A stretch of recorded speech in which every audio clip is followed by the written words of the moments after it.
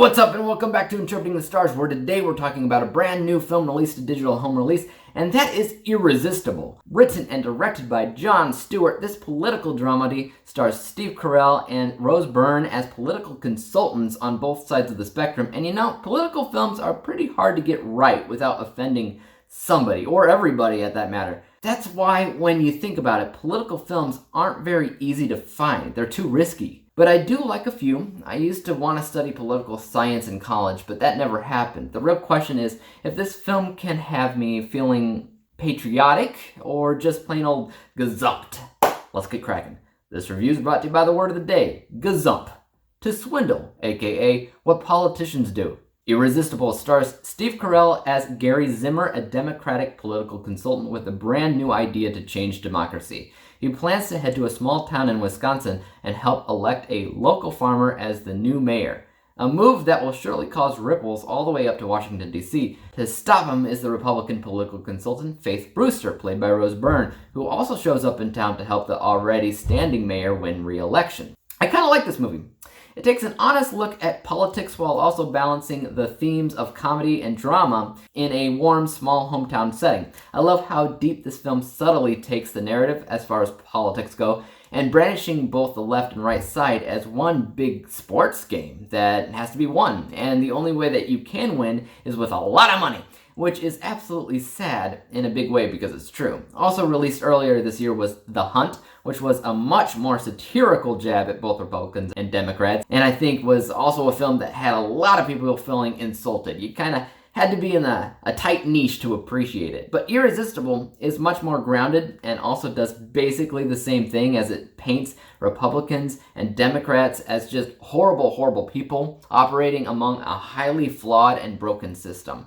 Beyond that, the film also slightly takes a look at the media's presentation of how they cover news and bend the narrative for viewership.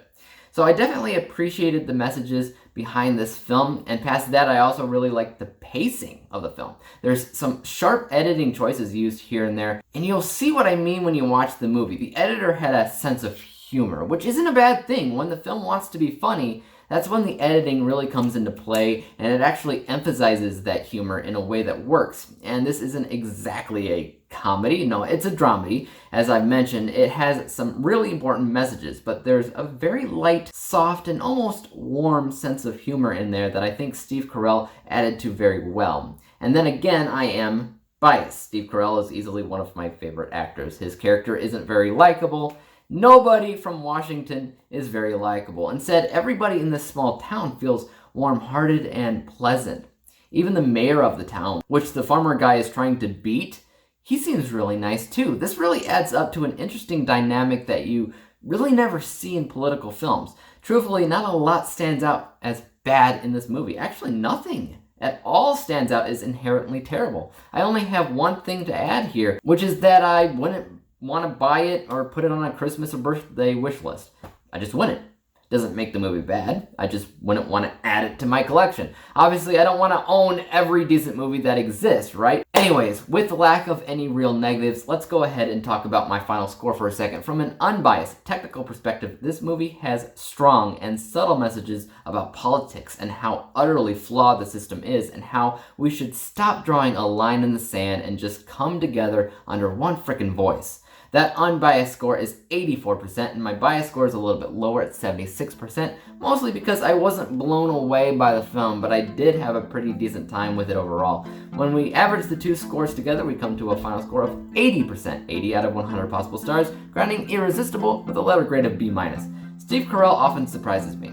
I haven't seen many bad films that he's been in. Maybe that's because he's charismatic. Maybe it's because he's really good at picking opportunities. I'm not sure. But for now, I'm just adding this to my long list of films that he's in that I've enjoyed. But I'd like to hear your thoughts on the film in the comments down below. What did you think about it?